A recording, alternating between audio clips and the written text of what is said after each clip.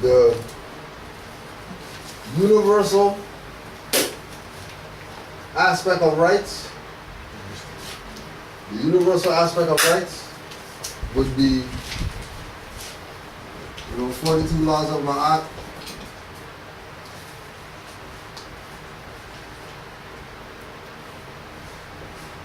Astrology.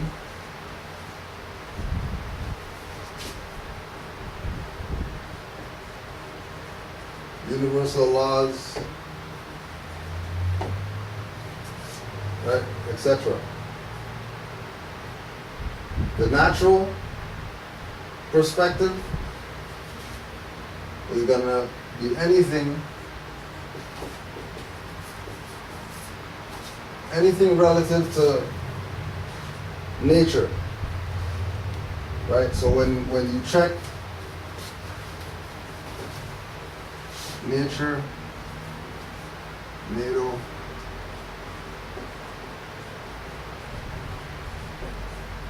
national, right?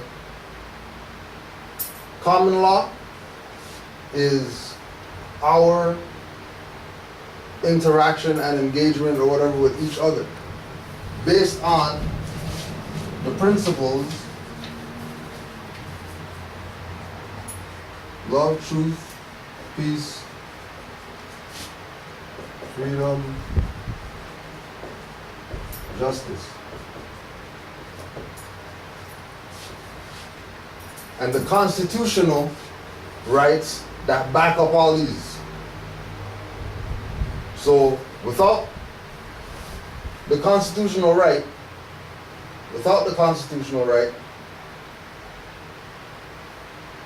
your activity is going to be limited to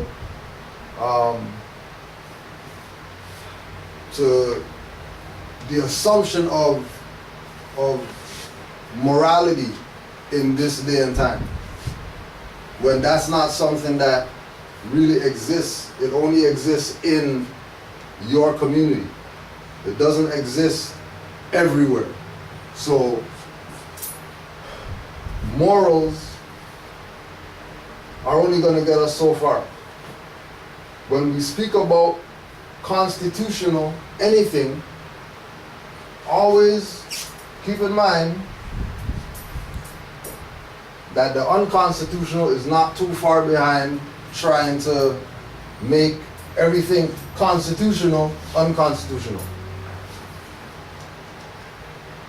So when Noble Drew Ali told Moors to enforce the Constitution, Moors get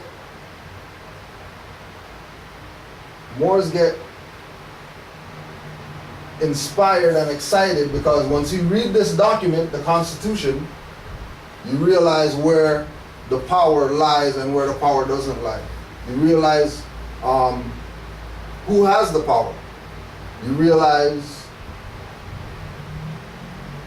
what it's going to take to get it back if it's lost. All these things are explained or laid out in the Constitution. Now,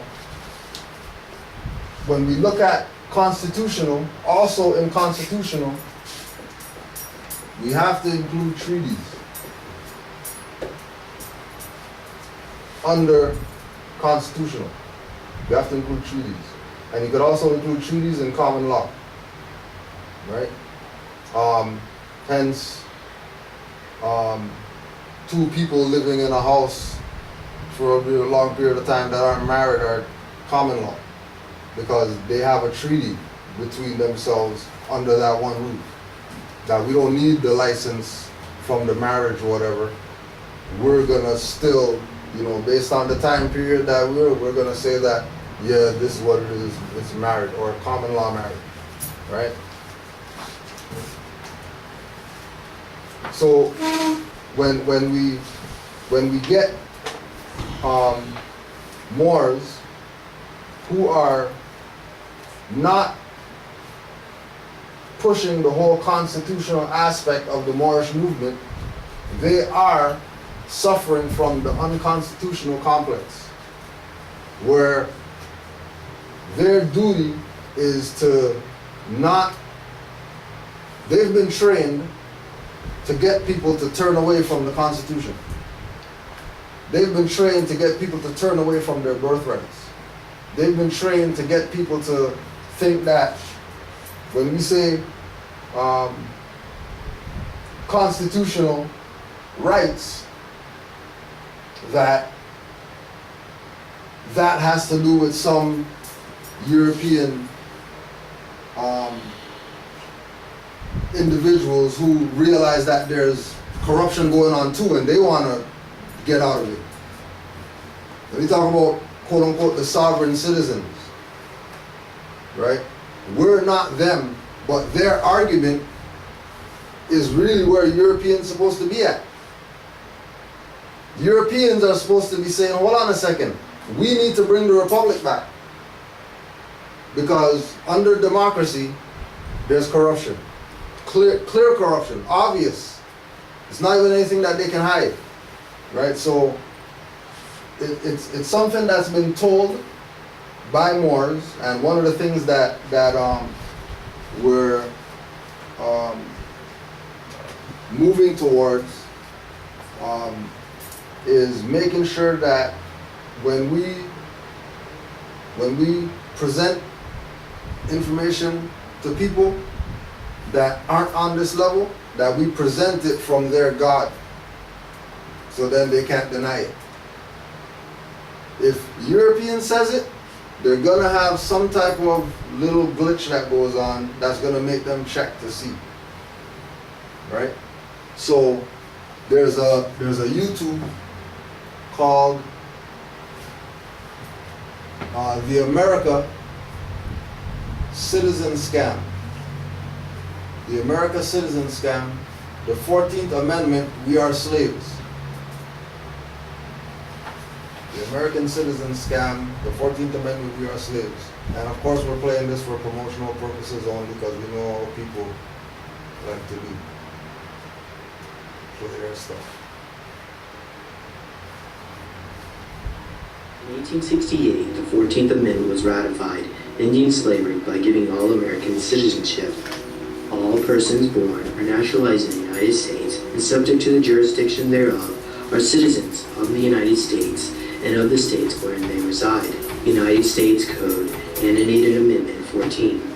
However, what the public was not told, that while under the Libre Code, a 14th Amendment citizen can only be found within the jurisdiction of the United States. That is, all government employees, all those who live in territories occupied by the federal government, such as Washington, D.C., and the former slaves. The rest of the population was not subject to the 14th Amendment, and thus could still claim jurisdiction under the original Constitution.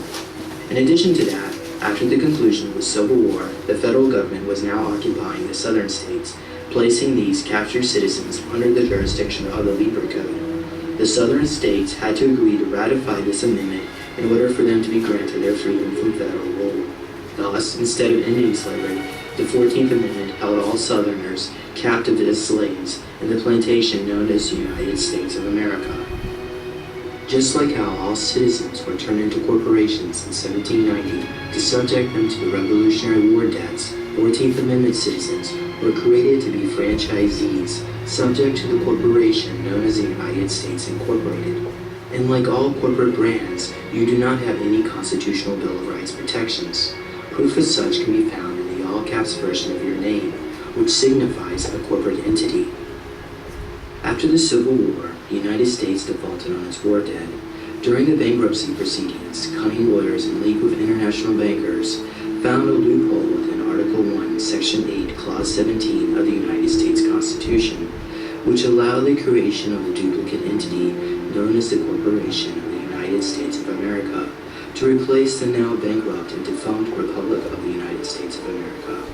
This occurred with the passage of the District of Columbia Organic Act of 1871, which incorporated the area of the District of Columbia into a private foreign corporation chartered in the City of London known as the United States Incorporated. This corporation designated Congress as the board of directors to continue the business needs of the government under martial law. Thanks to the Libre Code, federal jurisdiction under the Organic expanded to include not only all captured citizens in the southern states, but all Americans in all states. Thus, America had lost her sovereignty under the yoke of the Crown of England and the international bankers. During this same time, the Corporation of the United States adopted its own constitution, which was identical to the original national constitution. To fool the people, one word was changed from its original form, the Constitution for the United States of America, to its present day all-capitalizing, which signifies a corporate entity, the Constitution of the United States of America. Incidentally, the Titles of Nobility Amendment was removed from this new Constitution. With the Illuminati in full control of the United States, they now sought to rule the world. After the death of Adam Weishaupt in 1830, Giuseppe Mazzini was selected to head the Illuminati. In 1871, the mantle of power was passed on again to the American General Albert Pike as its new director.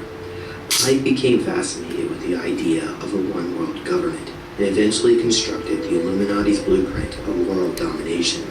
His plans called for the financing of 3 world wars in the 20th century. The first war would bring about an atheist communist state from the ashes of the Tsarist Russia. The second war would bring about a Jewish Holocaust under a fascist government to foment support of a Zionist state of Israel. The third war would manipulate the differences of Christians and Muslims for their own annihilation. Then finally, political Zionism would come out as victors of all.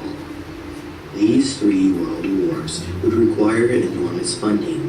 Since most of the royalty in Europe was already deeply in debt thanks to the numerous wars and conflicts created by the Rothschild banking dynasty, the only place left that could possibly pay for such ambitious plans was the now prosperous American Republic. After the Civil War, the United States went through a great industrial expansion. The new industries of oil, steel, textile, and railroad all needed generous financing, which the Rothschild family was more than eager to provide. To access these markets, the Rothschilds sent their agent, Jacob Schiff, to infiltrate the New York banking scene, which was controlled by J.P. Morgan. By the turn of the century, the Rothschilds had fully entrenched themselves into the tight fraternity of Wall Street banks, such as Goldman Sachs and Lehman Brothers. They now sought their most prized possession, full control over the American monetary system. With help from Jacob Schiff and J.P. Morgan, the Rothschilds formed a scheme which would seduce Congress into relinquishing control over the money supply. This occurred with the Panic of 1907, when a liquidity crisis caused many banks and businesses to fail all across the United States. The meltdown began when J.P. Morgan published rumors that the Knickerbocker Trust Company of New York was insolvent. With a bank run on hand, they were forced to call in their loans, creating a chain reaction which would threaten to implode the entire banking system. The failures continued until J.P. Morgan and Company provided a generous loan to the insolvent banks. But J.P. Morgan was not trying to save the American banking system, but rather he used the crisis to destroy his competition by choosing which banks he would bail out.